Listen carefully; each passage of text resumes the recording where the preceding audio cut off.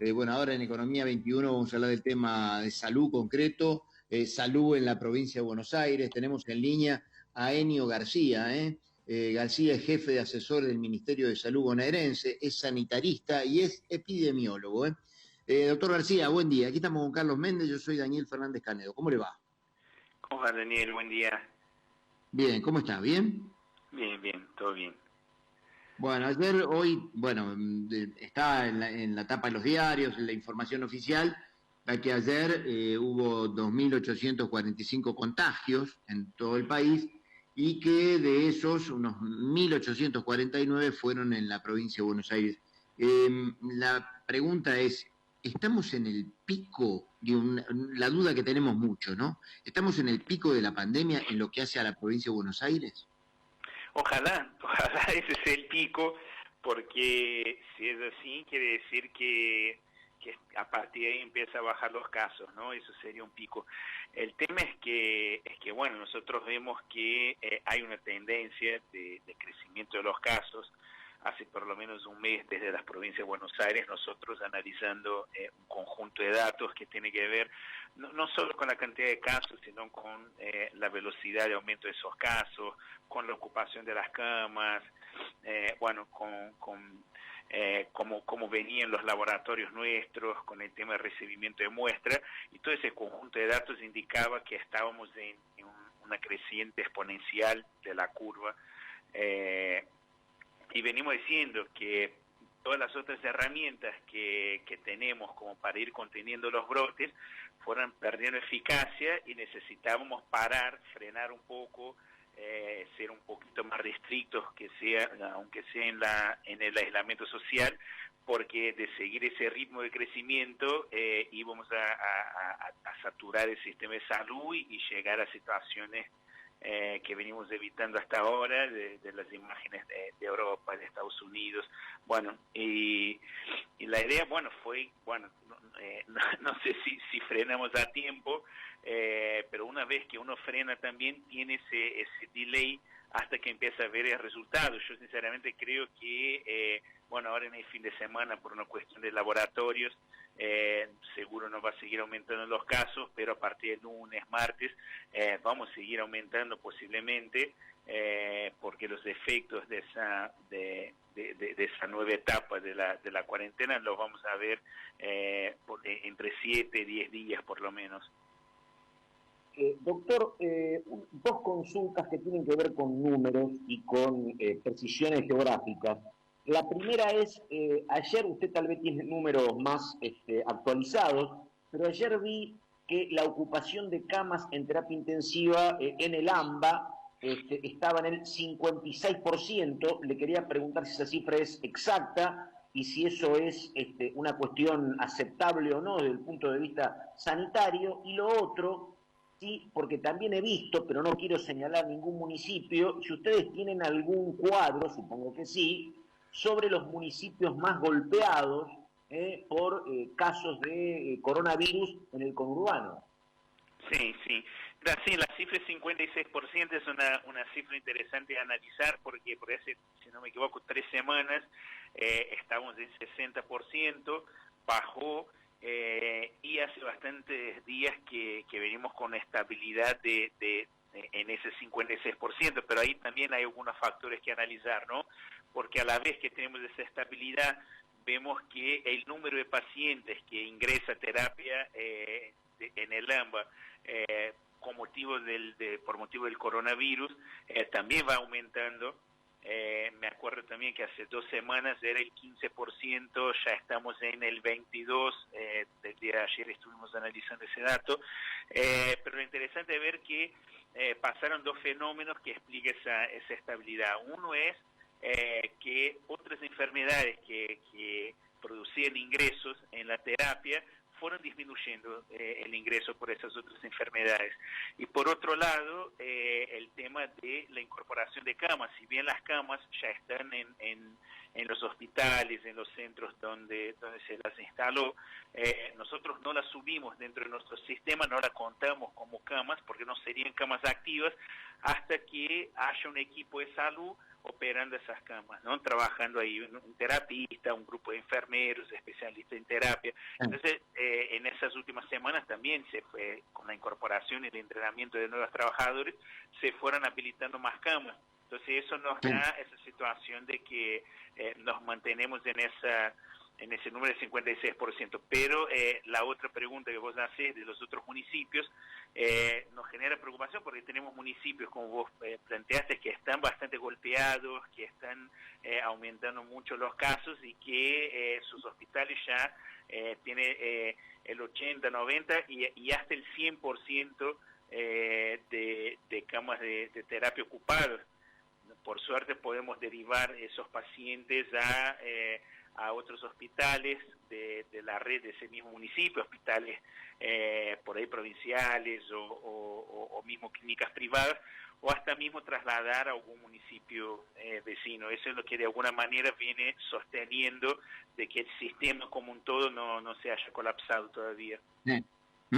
Quien está hablando, señor oyente, es Enio García, jefe de asesores del Ministerio de Salud de la provincia de Buenos Aires, el Ministerio de Salud bonaerense, sanitarista, epidemiólogo. Doctor, usted hablaba recién de que entre el lunes y el martes va a haber más casos. ¿Eso responde a que se está testeando más? Sí, la relación de testeos y casos no es tan lineal, ¿no? Obviamente, si yo no testeo, si yo no sé si tengo una persona enferma, si no puedo confirmar si esa persona está enferma o no, no me va a aumentar los casos, pero los casos aumentan, o sea, cuando aparece más gente con síntomas, lo que nos hace es aumentar los testeos para ver si los síntomas que tiene esa persona corresponde al coronavirus. Ahora, el testeo se transformó en una cosa como medio un fetiche del testeo. El testeo es una manera de medir y no es la única. Por ejemplo, cuando uno va al médico, para que el médico te dé un diagnóstico de lo que sea, usa una serie de herramientas donde están los testeos, están las imágenes, ¿no? Pero muchas veces también te puede hacer un diagnóstico de una enfermedad sin el apoyo, porque todo eso apoya la decisión médica del diagnóstico, ¿no? Pero puede tomar la decisión, en el ejemplo del coronavirus, de evaluar el cuadro clínico de la persona, ver de dónde viene la persona, qué sé yo, y sin un testeo decir que, no, mira, vos por todas las características tenés coronavirus, no hace ni falta hacer un testeo. Se podía dar esa situación, no se está dando esa situación, ¿por qué? Porque estamos insistiendo todavía con el testeo, estamos ampliando todos los días la capacidad de los laboratorios. Ayer me tiraron un dato que ya estamos haciendo cerca de 3.800 muestras por día, y hay días que tenemos picos de 4.200 muestras analizadas, y el plan que tenemos es expandir nuestra capacidad al procesamiento de 8.000 muestras por día. Ahora, a lo que voy es eso, o sea, lo importante, el testeo juega un rol fundamental en el control de la pandemia, es importante, pero se puede diagnosticar sin testeo, y lo importante es poder identificar a una persona, ¿no? Que tenga los síntomas de coronavirus, saber tomar una definición si esa persona tiene coronavirus o no, y a partir de esa definición proceder con el aislamiento de esa persona, el control diario de ella, y buscar también quiénes son los contactos de ella, ¿no? Entonces, es más una cuestión clínica que de testeos. Entiendo que el testeo entró muy de moda, los laboratorios nuestros están estresadísimos porque nunca se hizo tanto testeo de algo acá en Argentina, pero bueno, o sea, quería explicar un poco eso, de que no es que aumentan los casos porque aumentan los testeos. Puede pasar que si yo, mi única herramienta de diagnóstico es el testeo, y tengo planchado el testeo, hago, no sé, como estaba algunas semanas en la ciudad de Buenos Aires, ¿no? Promedio de 1.300 testeos por día, y veía que los casos estaban en 500, pero a la vez la positividad, o sea, el porcentaje positivo que dan esos testeos, empezaba a aumentar. Eso te da una desconfianza, che, no es que estoy con el número de casos planchados, capaz que mi capacidad de testeo está limitando encontrar más gente infectada. Eso puede pasar también, por eso es un análisis más complejo y no tan lineal lo que hay que hacer. Doctor, una pregunta donde creo que transmito la ansiedad de mucha gente. Los otros días veía una foto de la Fontana di Trevi, prácticamente sola, sin gente. Los casos de coronavirus en Italia empezaron en enero. La normalidad, como uno la conocía antes, todavía no llegó y han pasado 6 o 7 meses. Le pregunto, lo que era antes nuestra cuestión cotidiana, ¿eso en algún momento puede volver o esto no va a regresar tal como la conocíamos? Mira, nosotros esperamos que sí, que vuelva en algún momento, pero no sabemos cuándo, y además va a depender, supongo, del avance científico. Parece que hay un avance muy fuerte en todo el mundo. Nunca vimos toda la ciencia, todo el sistema científico global trabajando juntos, trabajando fuerte como para resolver un problema en específico. Hay muchos proyectos de tratamientos, de vacunas, ¿no? de aparatología, de testeo, de todo.